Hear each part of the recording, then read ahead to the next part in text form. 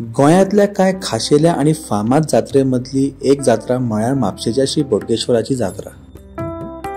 भक्तांच्यो इच्छा पुराय करपी हो जागृत बोडगेश्वर बार्देसच न्हय तर पुराय गोंयची राखण करता।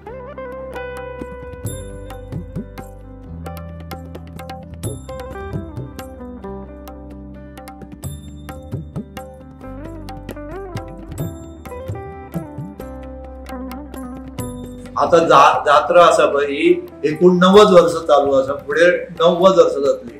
आणि ह्या जात्रेची प्रस्ताव म्हणजे जाणट्यांनी सुरवात केल्या, ती परंपरा चालू आसा। पहिली ती म्हणजे ल्हान हेतून जाताली, आता ती हळूहळू वाढत वाढत वाढत वाढत मोठ्या हेतून जाता, मोठ्या प्रमाणात जाता।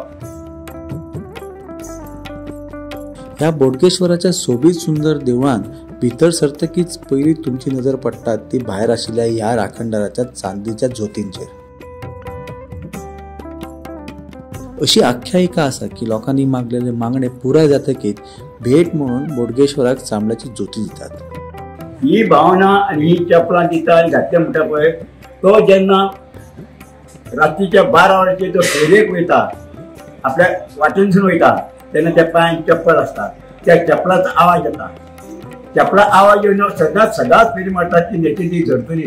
ते लोक दिसता ताका ते बोडगेश्वराक चप्पल दिले जाल्यार तो सुद्दां फायदो आहा, ही तेजी पद्दत। ह्यो जो स्थळ आहा पळय ती टोटल म्हणजे शेत आसलेले आणि शेतकरी हांगा शेत लावपाक येताले आणि एक मदीं बांद आसलो थंयसर।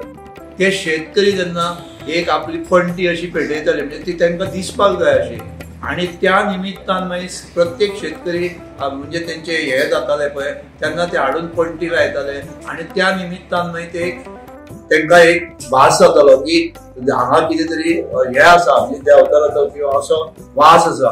त्या प्रमाणे ती निर्मिती जाली आणि तेन्ना बसून हे स्थान म्हणजे निर्माण जाले अशें म्हाज्या वाचनान येयलां।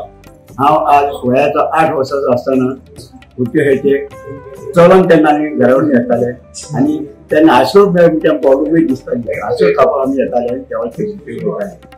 उणे भक्ती करताले आमकां इल्लें ज्ञान मेळ्ळें। बोडगेश्वर महाराज म्हणजे कितें पळय तो राखणदार, आणि अशे पत्रकार बी येताले करताले लोक। प्रत्येक गोष्ट येवन आमी जेन्ना देवळान बसले जाल्यार 5 पयस देवन ते घरान घालताले आनी देवाक सांगताले देवा हे तुका जे मागले ते म्हाका दिले, असो तेचो प्रथा।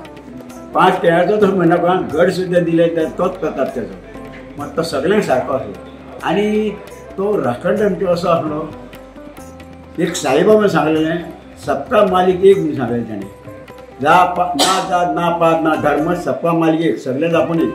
तेच पद्दतीन हो आमचो बोडगेश्वर महाराज राखणदार म्हणटा पळय तो म्हापशेचो, गोंयचो, इंडियेचो संवसाराचो राखणदार।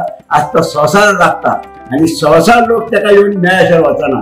भक्ती भाव इतकी ती जाल्ली आहा आणि दिसान दिस ही पळय भक्तीचे फळ लोकांक मेळत आहा आणि ती भक्ती लोक वाडत आहा।